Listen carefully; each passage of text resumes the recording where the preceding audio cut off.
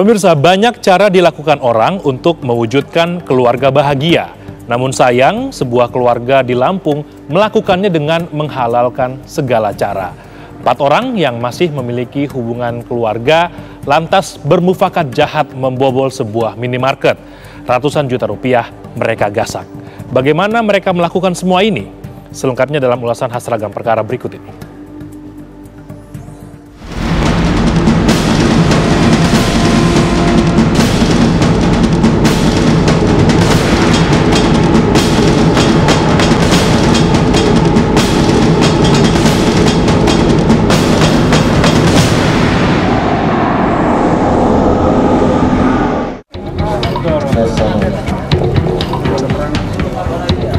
Tidak berlebihan rasanya jika ada yang berujar bila harta paling berharga adalah keluarga.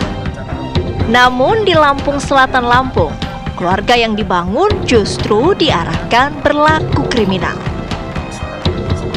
Tak main-main, sebuah minimarket modern dan mesin anjungan tunai mandiri di Desa Karangsari, Jati Agung, Lampung Selatan Lampung menjadi target mereka. Ada 3 pelaku yang tercatat masih ada hubungan keluarga maupun kerabat. Bahkan salah satu dari mereka adalah residivis yang baru keluar penjara. Pak Supri inilah sebagai otak pelakunya. Jadi yang merencanakan rangkaian itu, mereka ini hubungannya keluarga semua nih. Ini siapanya nih, Pak Supri? Ini Jojo ini siapanya? Ada ipar.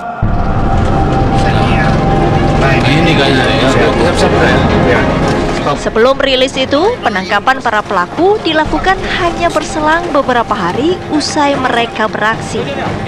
Dilaporkan peristiwa pembobolan terjadi pada Senin malam 7 Maret 2022. Ini adalah Sofyan alias Jojon yang berpredikat sebagai residivis.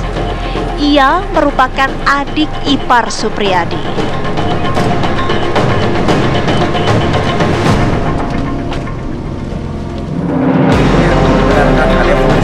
Lalu siapa Supriyadi?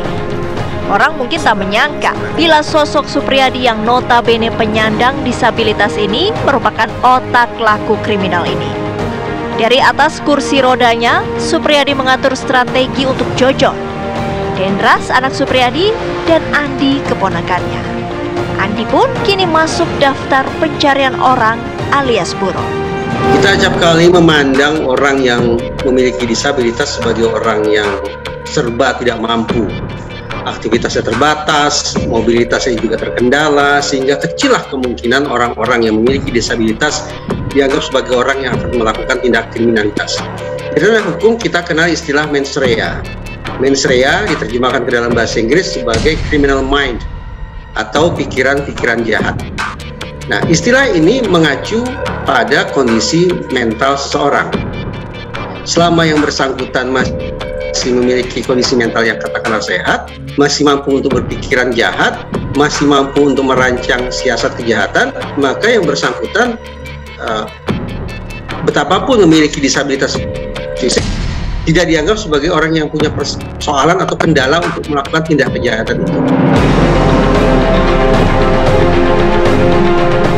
Dalam melancarkan aksinya, modus operandi keluarga ini tergolong lihai.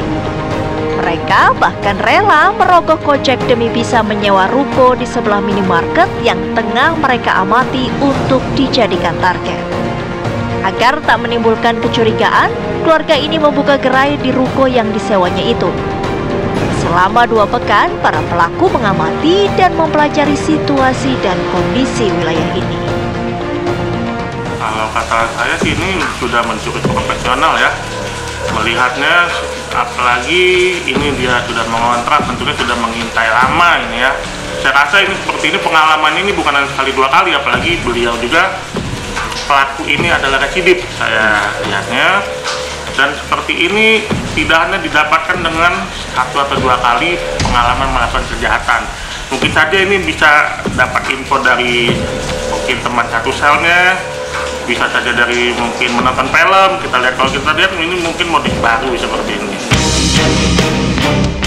Saat yang dinanti tiba, pelaku mencium aroma lembaran-lembaran rupiah yang baru saja diisikan ke mesin ATM di minimarket tersebut. Jejak yang ditinggalkan seakan memberi gambaran buah observasi selama 2 pekan yang dilakukan para pelaku.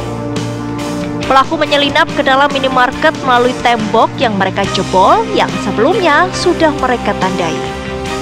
Dengan leluasa, pelaku kemudian membobol mesin ATM yang masih berisi penuh dengan alat las. Meski begitu, pelaku mengaku hanya mendapatkan 7 juta rupiah dari 500 juta rupiah yang ada di mesin ATM.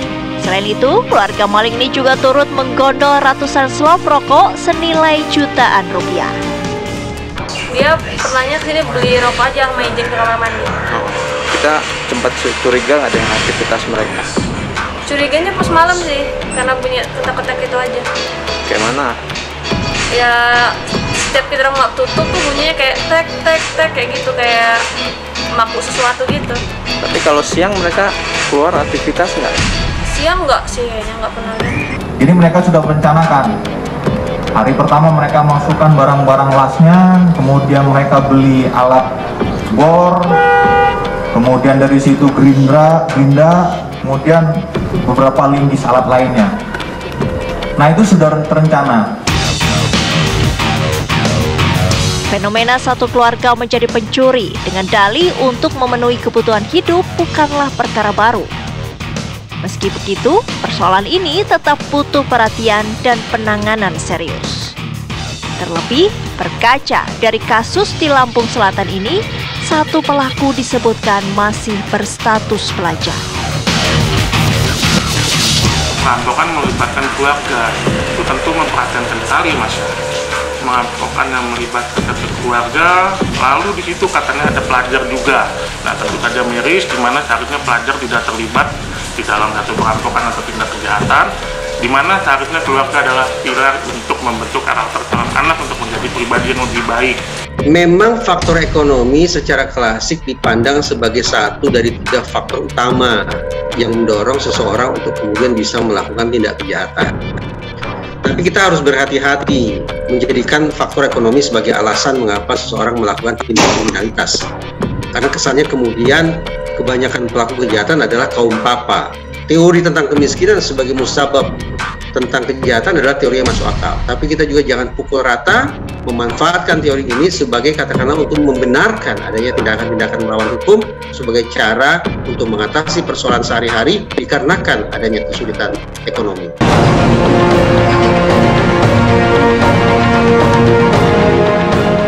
Para pelaku kini dijerat dengan pasal 363 KUHP tentang pencurian dengan pemberatan.